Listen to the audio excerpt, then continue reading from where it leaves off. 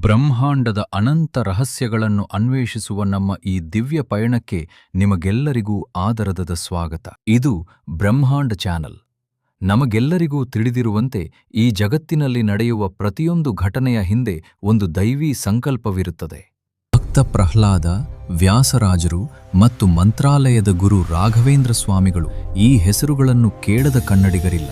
ಆದರೆ ಈ ಎಲ್ಲ ಮಹಾನ್ ಅವತಾರಗಳ ಮೂಲಪುರುಷ ಯಾರು ಗೊತ್ತೇ? ಅವರೇ ಸತ್ಯಲೋಕದ ದಿವ್ಯ ಚೇತನ ಶಂಕುಕರ್ಣ. ಇಂದು ನಾವು ಈ ವಿಡಿಯೋದಲ್ಲಿ ಶಂಕುಕರ್ಣರು ಯಾರು, ಅವರು ಭೂಮಿಗೆ ಬರಲು ಕಾರಣವೇನು ಎಂಬುದರ ಆಸಕ್ತಿದಾಯಕ ಕಥೆಯನ್ನು ತಿಳಿಯೋಣ. ಬ್ರಹ್ಮಾಂಡದ ಸೃಷ್ಟಿಗೂ ಮುನ್ನ ಕಾಲಾತೀತವಾದ ವೈಕುಂಠ ಲೋಕದಲ್ಲಿ ಒಂದು ದಿವ್ಯ ಜ್ಯೋತಿಯ ಉಗಮವಾಯಿತು. ಅದುವೇ ಶಂಕುಕರ್ಣ. ಇವರು ಮನುಷ್ಯರಂತೆ ಗರ್ಭದಿಂದ ಜನಿಸಿದವರಲ್ಲ. ಇವರು ಕರ್ಮಜ ದೇವತೆಗಳು. ಅಂದರೆ ಭಗವಂತನ ಸೇವೆಯನ್ನೇ ಪರಮಧರ್ಮವೆಂದು ಸ್ವೀಕರಿಸಿ ಸೃಷ್ಟಿಯಾದ ದಿವ್ಯ ಚೇತನಗಳು. ವೈಕುಂಠದಲ್ಲಿ ಶ್ರೀಮನ್ನಾರಾಯಣನ ಪಾದಸೇವೆಯಲ್ಲಿ ಮಗ್ನರಾಗಿದ್ದ ಶಂಕುಕರ್ಣರು ಹರಿಯ ಪ್ರತಿ ಉಸಿರನ್ನೂ ಆರಾಧಿಸುತ್ತಿದ್ದರು. ಅವರ ಕಿವಿಗಳು ಕರ್ಣ ಸದಾ ಹರಿನಾಮವನ್ನೇ ಕೇಳಲು ಹಂಬಲಿಸುತ್ತಿದ್ದವು. ಹಾಗಾಗಿಯೇ ಅವರಿಗೆ ಶಂಕುಕರ್ಣ ಎಂಬ ಸಾರ್ಥಕ ನಾಮ ಒದಗಿ ಬಂತು. ಇದು ಅವರ ಅಸ್ತಿತ್ವದ ಮೊದಲ ಹಂತ, ಪರಿಶುದ್ಧ ಭಕ್ತಿಯ ಪರಮಾವಧಿ.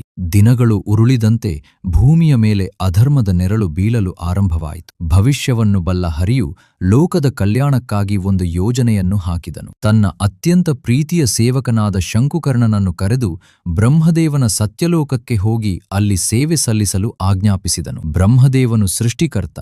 ಆತನ ಸತ್ಯಲೋಕಕ್ಕೆ ವೈಕುಂಠದ ಈ ದೈವೀ ಶಕ್ತಿಯ ಅಗತ್ಯವಿತ್ತು. ಶಂಕುಕರ್ಣರು ವೈಕುಂಠವನ್ನು ಬಿಟ್ಟು ಸತ್ಯಲೋಕಕ್ಕೆ ಬಂದರು. ಇಲ್ಲಿ ಅವರ ಕೆಲಸವೇನೆಂದರೆ ಪ್ರತಿದಿನವೂ ಬ್ರಹ್ಮದೇವನು ಮಾಡುವ ಶ್ರೀಹರಿಯ ಪೂಜೆಗಾಗಿ ಅತೀಂದ್ರಿಯ ಪುಷ್ಪಗಳನ್ನು ಸಂಗ್ರಹಿಸುವುದು. ಸತ್ಯಲೋಕದ ಸುಂದರ ವನಗಳಲ್ಲಿ ಸುತ್ತುತ್ತಾ ಹೂವುಗಳನ್ನು ಆರಿಸುತ್ತಾ ಅವರು ಬ್ರಹ್ಮದೇವನಿಗೆ ನೆರವಾಗುತ್ತಿದ್ದರು. ಆದರೆ ಅವರ ಮನಸ್ಸು ಮಾತ್ರ ಯಾವಾಗಲೂ ವೈಕುಂಠದ ಹರಿಯ ಮೇಲೆಯೇ ಇರುತ್ತಿತ್ತು. ಒಂದು ಸುಮುಹೂರ್ತದಂದು ಶಂಕುಕರ್ಣರು ಪುಷ್ಪಗಳನ್ನು ತರಲು ನಂದನವನಕ್ಕೆ ಹೋದಾಗ ಅಲ್ಲಿನ ದಿವ್ಯ ಸೌಂದರ್ಯ ಮತ್ತು ಹರಿಧ್ಯಾನದಲ್ಲಿ ಮೈಮರೆತರು. ಕಾಲದ ಅರಿವಿಲ್ಲದೆ ಪೂಜೆಯ ಸಮಯ ಮೀರಿ ಹೋಯಿತು. ಸತ್ಯಲೋಕದ ನಿಯಮಗಳು ಅತ್ಯಂತ ಕಠಿಣವಾಗಿದ್ದವು. ಪೂಜೆಯ ದ್ರವ್ಯಗಳು ಸರಿಯಾದ ಸಮಯಕ್ಕೆ ತಲುಪದಿದ್ದಾಗ ಲೋಕಪಾಲಕನಾದ ಬ್ರಹ್ಮದೇವನು ಕ್ರೋಧಗೊಂಡನು. ಇದು ಅಚಾತುರ್ಯವಲ್ಲ, ಬದಲಾಗಿ ಶಂಕುಕರ್ಣರನ್ನು ಭೂಮಿಗೆ ಕಳುಹಿಸಲು ಹರಿಯು ನಡೆಸಿದ ಒಂದು ತಂತ್ರವಾಗಿತ್ತು. ಬ್ರಹ್ಮದೇವನು ಶಪಿಸಿದನು, ನೀನು ದೇವತ್ವವನ್ನು ಕಳೆದುಕೊಂಡು ಭೂಮಿಯಲ್ಲಿ ಅಸುರ ಕುಲದಲ್ಲಿ ಮನುಷ್ಯನಾಗಿ ಜನ್ಮತಾಳು.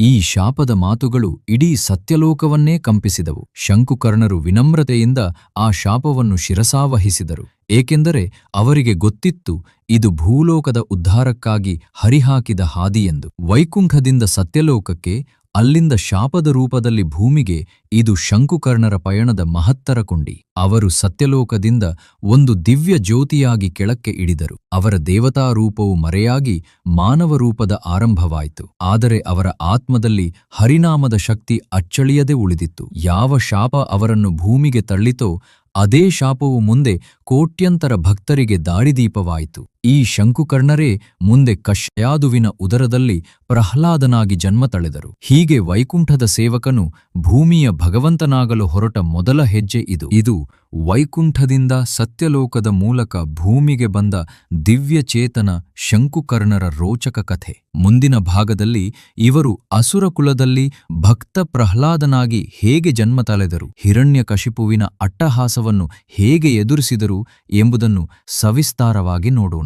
ಈ ಮಾಹಿತಿ ನಿಮಗೆ ಇಷ್ಟವಾದಲ್ಲಿ ದಯವಿಟ್ಟು ಈ ವಿಡಿಯೋವನ್ನು ಲೈಕ್ ಮಾಡಿ ಮತ್ತು ನಿಮ್ಮ ಸ್ನೇಹಿತರೊಂದಿಗೆ ಶೇರ್ ಮಾಡಿ. ಇಂತಹ ಮತ್ತಷ್ಟು ಆಧ್ಯಾತ್ಮಿಕ ಮತ್ತು ಪೌರಾಣಿಕ ಕಥೆಗಳಿಗಾಗಿ ನಮ್ಮ ಚಾನಲ್ಗೆ ತಪ್ಪದೆ ಸಬ್ಸ್ಕ್ರೈಬ್ ಆಗಿ ಹಾಗೂ ಪಕ್ಕದಲ್ಲಿರುವ ಬೆಲ್ ಐಕಾನ್ ಒತ್ತಿ. ನಿಮ್ಮ ಪ್ರೀತಿ ಮತ್ತು ಬೆಂಬಲ ನಮಗೆ ಸದಾ ಹೀಗೆಯೇ ಇರಲಿ. ಧನ್ಯವಾದಗಳು. ಶ್ರೀಹರಿ.